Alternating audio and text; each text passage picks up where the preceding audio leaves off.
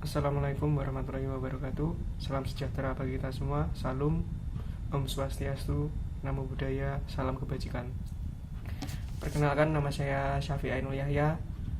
Saya dari Fakultas Ekonomi jurusan Perbankan Syariah akan melakukan resume materi pada PPAK hari ke-1 dan hari kedua. Yang pertama, PPAK pada hari pertama yaitu acaranya berisi tentang sambutan-sambutan lah pokoknya intinya, dan sambutan dari Presma, dari SEMA, dari panitia PPAK, dari Menteri Agama, Rektor, dan pembukaan acara PPAK tahun 2021 UIN Malang.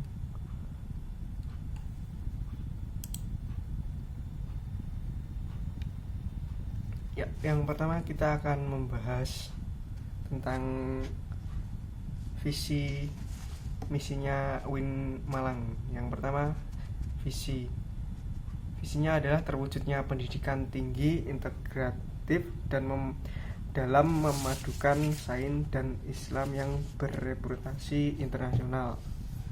Itu yang pertama, misinya.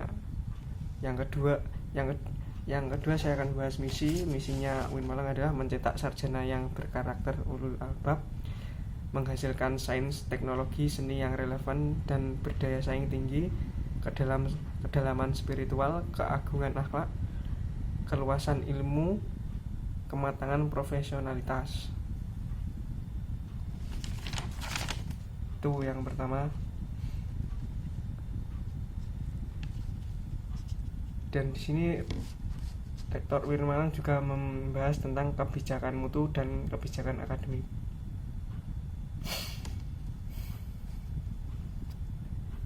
Dan setelah sambutan dari Rektor, dilanjutkan sambutan dari Wakil Rektor UIN Malang. Yang pertama dari Wakil Rektor Bidang Akademik oleh Profesor Dr. Umi Sumbulah.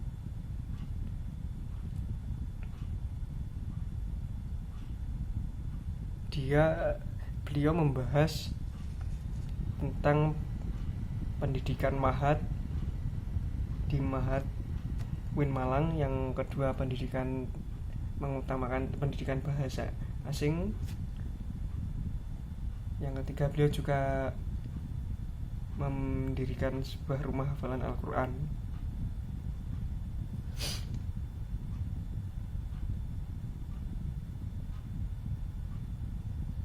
Di sini juga beliau membahas tentang mempunyai moderasi beragama. Kita akan mendidik semua generasi dan mahasiswa yang unggul dan moderat, toleran, dan menjunjung prinsip serta nilai-nilai keagamaan, memiliki jati diri keislaman yang kuat, memiliki komitmen kebangsaan yang kokoh, cinta negara, cinta budaya, dan cinta keragaman yang menjadi aset dan kekayaan bangsa Indonesia. Itu Profesor Dr. Umi Sumbulah membahas itu.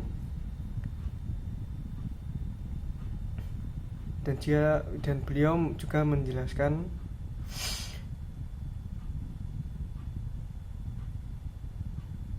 kalau persoalan akademik atau bidang akademik mulai dari proses pembelajaran atau proses pendidikan dan pengajaran yang biasanya berlangsung sampai 8 semester.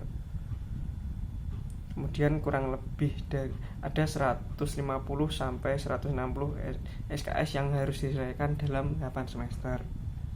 Itu materi yang pertama. Materi yang kedua yaitu mahasiswa harus menghasilkan atau melakukan transformasi gaya dari tingkat SMA menuju pola belajar yang lebih tinggi, yaitu di kampus atau perguruan tinggi. Mahasiswa harus memiliki kemampuan yang berpikir ilmiah, berpikir realistis lah pokok intinya. Dan mahasiswa harus berpikir positif dan juga perilakunya harus positif. Itu tadi sambutan dari Dr. A. Fatah Yasin MAG Marek Kemahasiswaan. Dan selanjutnya dia masih menyampaikan banyak materi. Kita menjadi mahasiswa harus kreatif untuk tampil di muka umum. Di UIN Malang juga memfasilitasi minat bakat dan kemampuan mahasiswa, bidang akademik maupun non-akademik. Ada di UIN Malang juga banyak UKM, contohnya ada simfoni, taekwondo, seni, religius, pramuka, dan masih banyak lagi.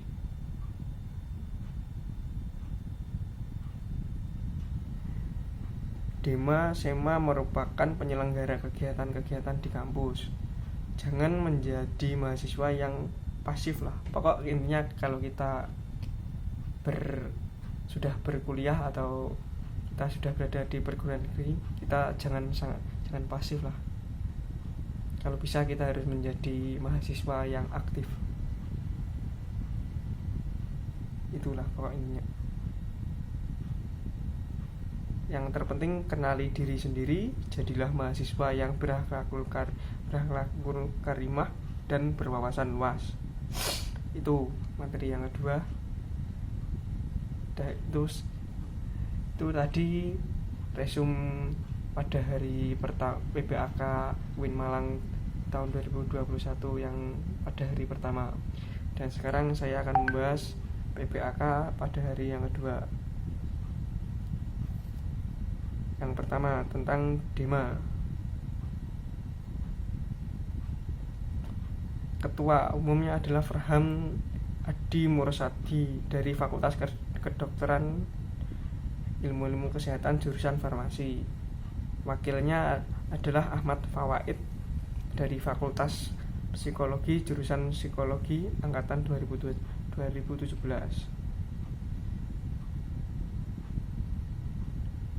Dia menjelaskan Presma dan Waprisma menjelaskan Dema, apakah Dema itu, strukturnya bagaimana.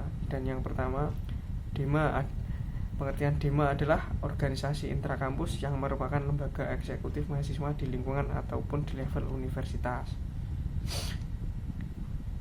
Yang kedua adalah fungsi Dema. Fungsi Dema sebagai pelaksana program organisasi kemahasiswaan. Yang kedua sebagai lembaga yang mengkoordinasi dan menginstruksi pelaksanaan kegiatan kemahasiswaan di tingkat universitas. Tugas Dema ada 3. Yang pertama melaksanakan program kerja organisasi yang sudah disepakati dengan SEMA.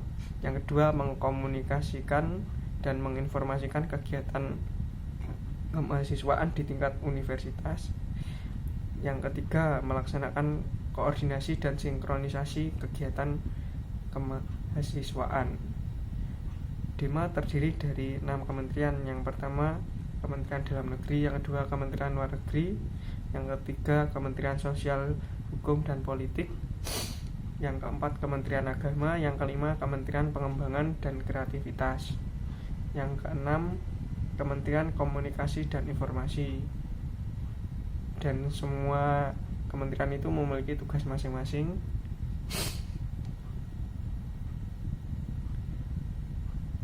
Yang kedua yaitu materi dari SEMA.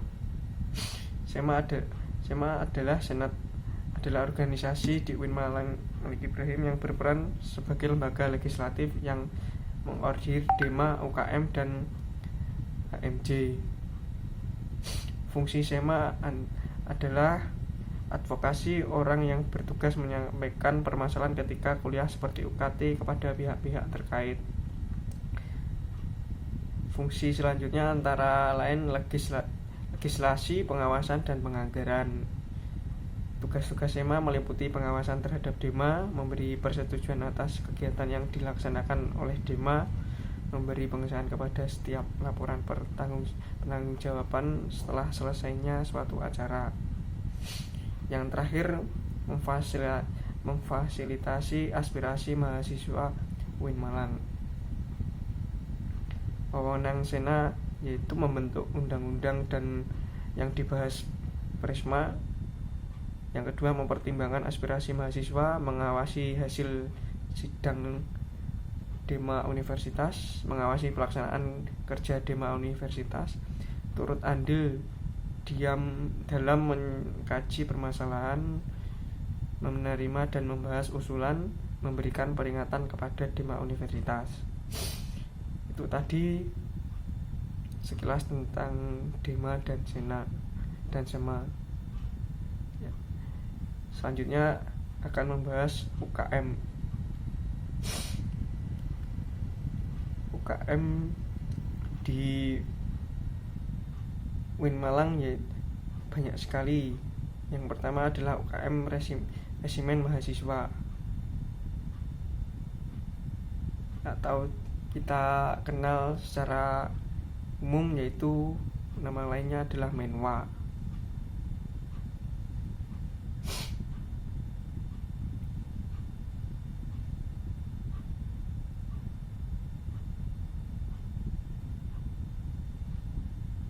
Ini materi yang ketiga ya. Yang ketiga membahas tentang UKM. UKM isinya ya yang tadi cuma pengenalan UKM, bagaimana cara kita daftar UKM, apa prestasi-prestasi yang telah diraih UKM UIN Malang. Intinya pokok seperti itu. Kapan kita juga akan diberitahu informasi UKM. Semua UKM itu akan di-share melalui WA dari kakak tingkat kita di UIN Malang. Dan selanjutnya saya akan membahas materi yang ketiga, kebangkitan bangsa menuju Indonesia tangguh, oleh yang isinya tentang kunci pengendalian pandemi pada saat ini, yaitu vaksinasi dipercepat untuk healthy immunity, disiplin prokes, dampak terhadap pandemi COVID, yaitu turunnya pertumbuhan sektor ekonomi, melamahnya daya beli, hilangnya pekerjaan. Pada sektor pendidikan yaitu putus sekolah, anak harus bekerja, persepsi orang tua. Sektor sosial, meningkatnya angka kematian, meningkatnya angka kriminalitas. Kebijakan sektor pendidikan yaitu bantuan kuota, bantuan subsidi upah, bantuan UKT, rumah sakit, pendidikan. 3. Kekuatan pengubah dunia yaitu kemajuan teknologi, agama, pasar. Peran dan peluang UIN atau PT KIN. Arus utama pengembangan teknologi digital, menjadi kekuatan sosio-teknopreneur, epicentrum ajaran agama inklusif. Kita juga harus menjadi generasi unggul, keagungan moral dan spiritual, gandrung ilmu pengetahuan, memiliki digital quotient, kesalehan atau peduli sosial. Selanjutnya akan membahas materi keempat, moderasi beragama dalam bidang NKRI. Dua arus besar Islam, yaitu ada Islam Sunni dan Islam Syi'i.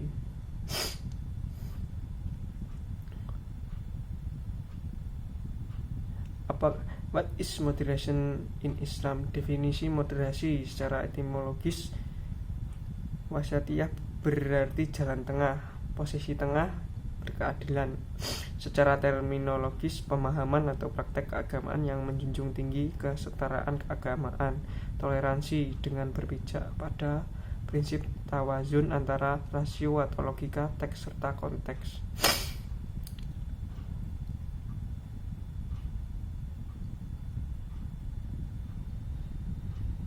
Peran mahasiswa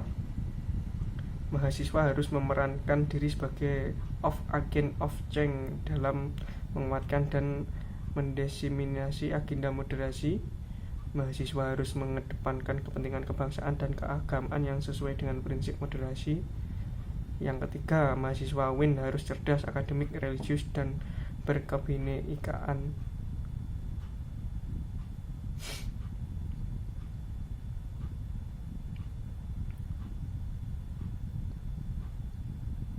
Itu sekian resume PPAK hari ke-1 dan kedua. Sekian dari saya, bila kurang lebihnya saya mohon maaf. Assalamualaikum warahmatullahi wabarakatuh. Salam sejahtera bagi kita semua. Salam, Om Swastiastu, Namo Buddhaya, salam kebajikan.